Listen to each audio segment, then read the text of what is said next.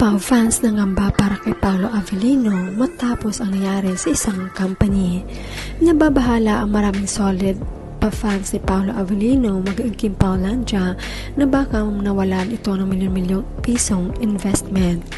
Kasunod ito nga napabalitang nag-file umano ng criminal complaint ang Lopon WXC laban sa founder at CEO ng kumpanya na si Nico Kuya Nick Nazario. Agad naisip ng mga fani si Paolo. Mababasa sa Google ang connection ni Paolo sa nasabing kumpanya bilang key partner at investor. Sabi pa sa Google, actor Paolo Avellino is a key partner and investor in Lopon WXC, ang premier Philippine sports and streaming company founded by gaming icon Nico Kuya Nick Nazario in 2015.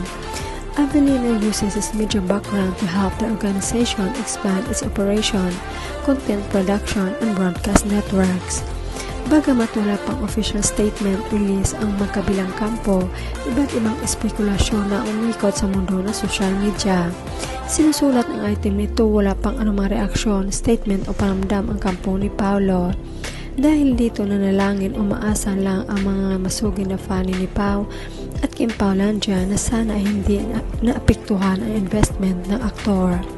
May mga nagsasabing halos parehas na ng pinagdaanan sa usapin ng tiwala sa Kim at Paolo. Matatanda ang naghain na rin ng reklamo si Kim laban sa kanya nakakatandang kapatid kaugnay sa isyu ng umano'y estafa. Ito naman ang komento ng netizen sa isyong ito. May binulsa tong pera o di kaya may di binayaran na sahod. Sabi na may issue between Kuya Nick and Lopon. Walang backdoor protection, pakak, tulad yan nangyari sa founder ng Apple na pinatalsik sa sariling company kasi may mga shareholders na o tinatawag na board member ng company. Sa lagay niya, ang patalsik sa kanya yung shareholder din ng Lopon WXC.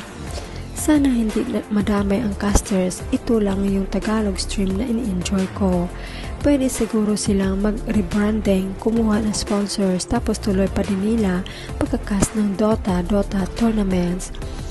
Black din ako 2 years ago na sa Kuya Nick page. Nag-comment ba naman ako na Kuya Nick sobrang close niyo ni Dayanara? Ngayon baka mag-jowa na kayong dalawa. Ganyan na ganyan scenario noong 2016 nung nagsisimula palang inuuto-uto kami nila Rasta nila April matapos kaming magpapadala ng pera kapalit ng gawing moderator sa Twitch tapos nung medyo nag-hype huryo na kaming lahat. Nakakalungkot, ayoko munang husgan si Kuya Nick hanggat di naglabas ng testimony niya. Siya bumuhay at nagpasaya sa akin noong pandemic. Kung totoong fan at may pakika sa community, hihintayin muna natin statement ng both parties. Iyak ka ngayon, puro sensitive naman ang host nila. Nag-comment ako sa isang live, sabi ko ang dami nila doon, wala man lang nagsabi ka owa, magbawas ng timbang. Ayun, black ako after. Ito ba yung paulit-ulit na allegations na narinig ko sa mga livecast recently? Aray, sana na true, wawa naman si Paolo.